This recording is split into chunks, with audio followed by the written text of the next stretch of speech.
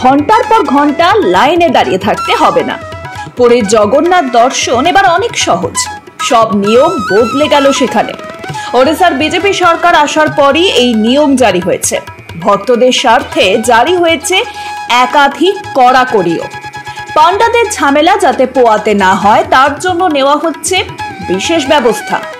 গত 4 বছর ধরে মন্দিরের একটি দরজা খোলা ছিল, সেখান দিয়েই সকলে যাতায়াত করতেন, ফলে সকলেরই সমস্যা হতো।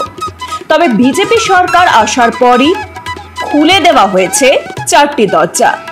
সবকটি দরজা খুলে দেওয়ার পর রথযাত্রার আগে ভিড় বেশ বেড়ে গিয়েছিল, তবে অতিরিক্ত পুলিশ দিয়ে সেসব সামাল দেওয়ার চেষ্টা হয়েছে।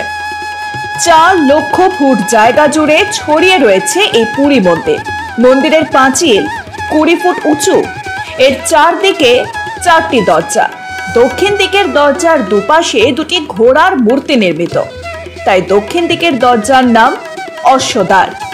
এই দিকের দরজার কাছেই জুতো, ব্যাগ, মোবাইল রাখার জায়গা আছে।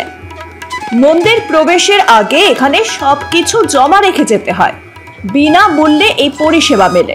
পশ্চিম দিকের গেটের কাছে আছে দুর্গাতারা মন্দির।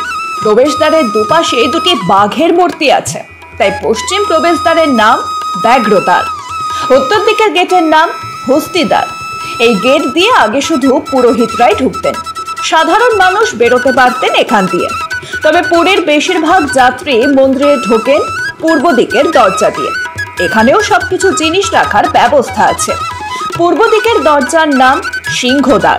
মন্দিরের সবকিছু যাতে ঠিকঠাক রক্ষণাবেক্ষণ হয় তার জন্য 500 কোটি টাকা বরাদ্দ করেছে ওড়িশা সরকার। পুরী মন্দির নিয়ে নানা কাহিনী প্রচলিত আছে। দ্বারকায় শ্রীকৃষ্ণর দেহত্যাগের পর পুরীতে তিনি শ্রী জগন্নাথ রূপে আবির্ভূত হন। এখানেই দেব দর্শনে আসেন নারদ মুনি। তখন মন্দিরের দরজার কাছে অপেক্ষা করছিলেন স্বয়ং হনুমান।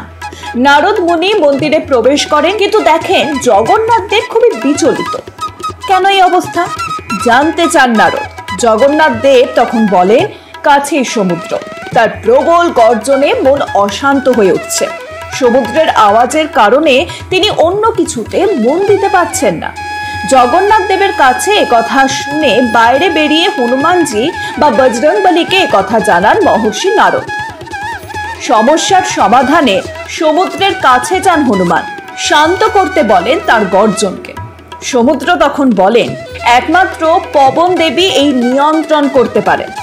হনুমান তখন দ্বারস্থ হন পবনের। পবন দেব তখন বলেন, এই সমস্যা সমাধানের একটাই উপায় আছে। যেদিক থেকে হাওয়া বইছে তার থেকে জোরে উল্টো দিক থেকে হাওয়া বওয়াতে হবে। পরিস্থিতি বুঝে নিজেই আসরে নামেন হনুমানজি।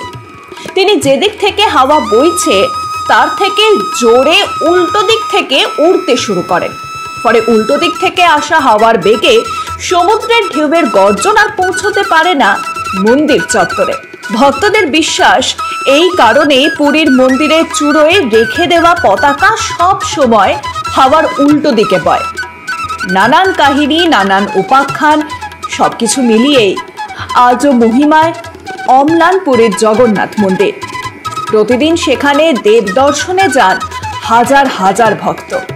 রথের সময় এই সংখ্যা পৌঁছে যায় কয়েক লক্ষে।